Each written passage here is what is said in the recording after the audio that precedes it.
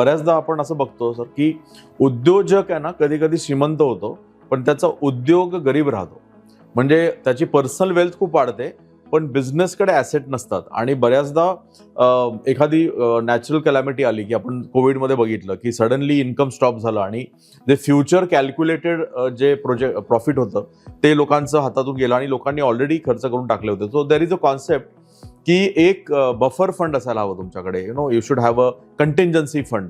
तर उद्योजकांनी हा कंटिंजन्सी फंड किती असायला हवा, किती पर्सेंट त्यांच्या टर्नओव्हरच्या किंवा त्यांच्या मंथली फिक्स्ड इन्कमच्या किती पर्सेंट अशी एक कन्सिस्टन्सी एक मेंटेन करण्यासाठी एक फंड तयार करायला हवा? Minimum 1 years turnover. मिनिमम समजा जर एखाद्या कंपनीचं टर्नओव्हर समजा 25 कोटी असेल तर मिनिमम 1 वर्षाचा टर्नओव्हर तुमच्याकडे अशा ॲसेट्समध्ये असले पाहिजेत लिक्विडमध्ये की तुम्ही एनकॅश करून कंपनीला सपोर्ट करू शकता.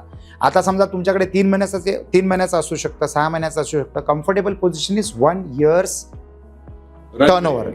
1 इयर्स टर्नओव्हर. तर तुम्हाला 1 वर्षाचा रनवे मिळतो आणि त्या रनवेमध्ये तुमची इन्कम 0 तर होऊ शकत नाही ना. तर त्या 1 वर्षाचा टर्नओव्हर जो असतो ना तो तुम्हाला ॲडिशनल स्ट्रेंथ देऊ शकतो. याला मापदंड नाही आहे पण कम्फर्टेबल जर तुम्हाला राहायचं असेल तर कमीत कमी 1 वर्षाचा टर्नओव्हर जर तुमच्याकडे रिझर्वमध्ये असला, it can be liquid funds, mutual fund, stock market, long term investments in stock, easy to dilute, किंवा तुम्ही एखाद्या अशा ॲसेटला घेऊन बसला आहेत.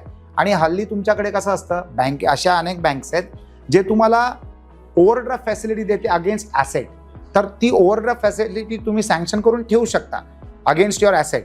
जेव्हा गरज पडली एक्सपान्शनसाठी किंवा टर्ब्युलन्स मार्केटमध्ये आलं किंवा बिझनेसमध्ये एखादा काय टर्ब्युलन्स आलं तर ते मॅनेज करण्यासाठी तुम्ही ती ओव्हरड्राफ्ट फॅसिलिटी यूज करू शकता. तर प्रयत्न करा की तुम्ही किमान 1 टाइम ऑफ युअर टर्नओव्हर तुम्ही ठेवू शकता. दुसरी गोष्ट, as entrepreneurs we are always expose to risk. कोणाला कधी कुठच्याच गोष्टीची गॅरंटी नसते. आपले ॲसेट्स आणि आपलं जीवन या दोन्ही गोष्टींचा आपल्याला इन्शुरन्स करणं गरजेचं आहे.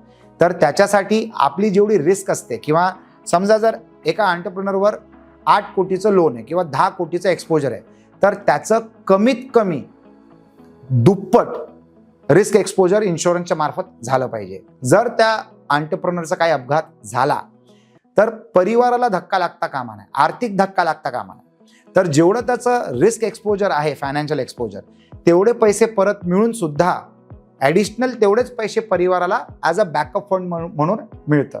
तर अशा जर छोट्या छोट्या प्लॅनिंग जर तुम्ही केलात ना तर यू विल स्टँड सेफ.